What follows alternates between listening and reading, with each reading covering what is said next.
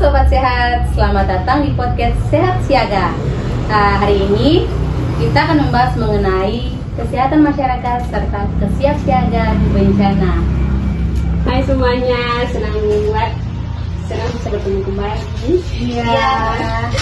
Jadi kali ini kita bakal ngomongin topik penting yang menjadi dasar penanganan dalam kesehatan saat terjadi bencana. Oh iya, benar sekali Kak Siti. Jadi kali ini kita punya tema itu tentang rencana operasi darurat kesehatan. Mungkin tema kali ini itu bahasanya itu agak serius, tapi dalam kali ini kita jangan terlalu serius, kita tetap santai saja dalam pembahasan.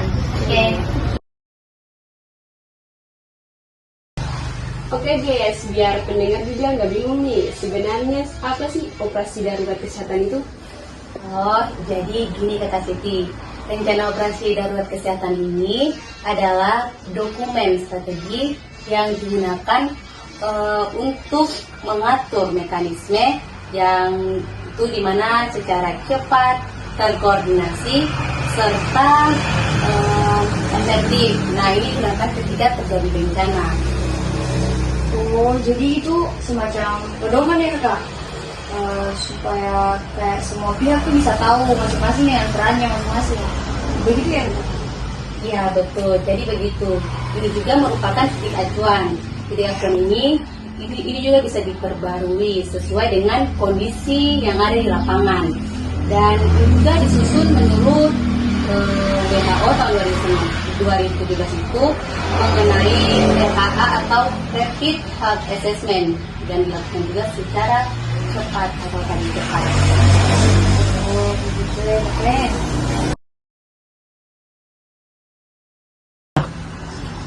Nah, Kakak, kan sebelum Kakak susun rencana nih, pasti kan ada tahapan analisis yang harus Kakak lakukan. Kakak bisa jelaskan tahapan analisis itu tuh tahapan apa-apa saja? Ya tentu, jadi langkah pertama adalah analisis situasi dan respon kesehatan. Tujuannya untuk memahami kondisi lapangan secara nyata, jadi responnya tuh nggak asal tapi berbasis bukti gitu.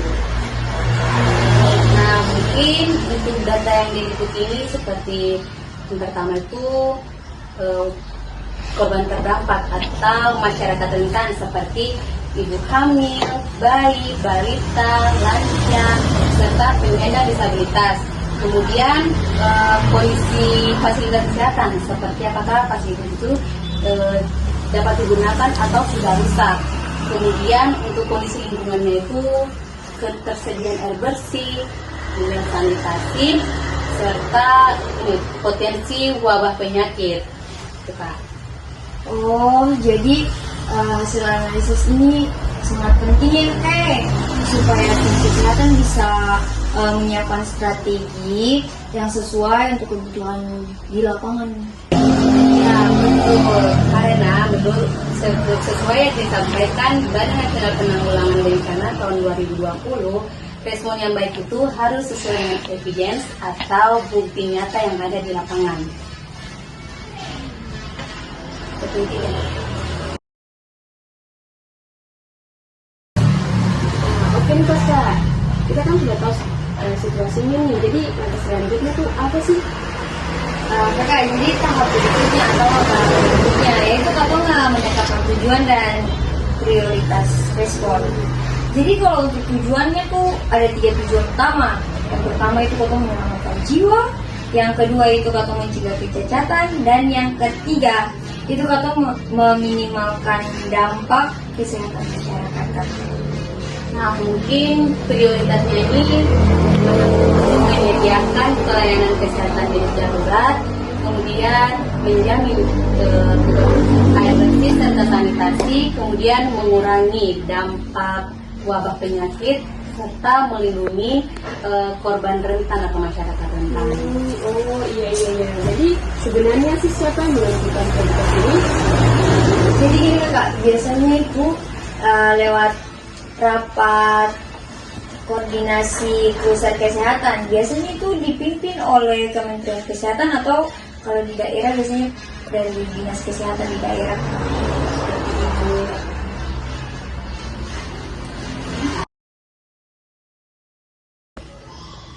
Gak minum dulu teman-teman.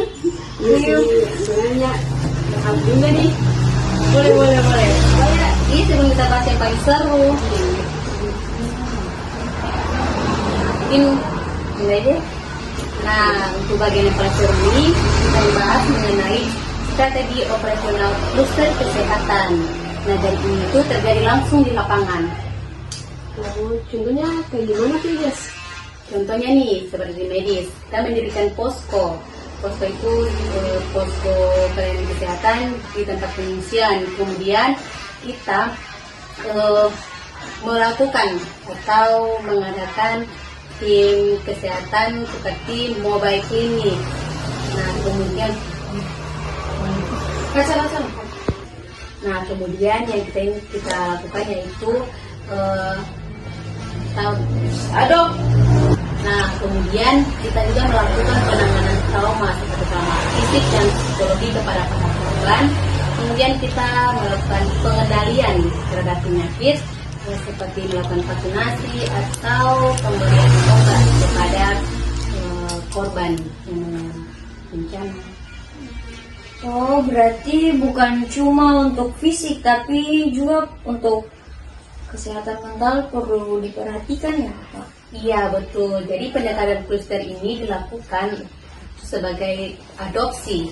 Adopsi ini untuk sistem internasional agar koordinasi lintas lembaga lebih efisiensi dan gak tumpang tindih itu. Oh, seperti itu ya, Kak.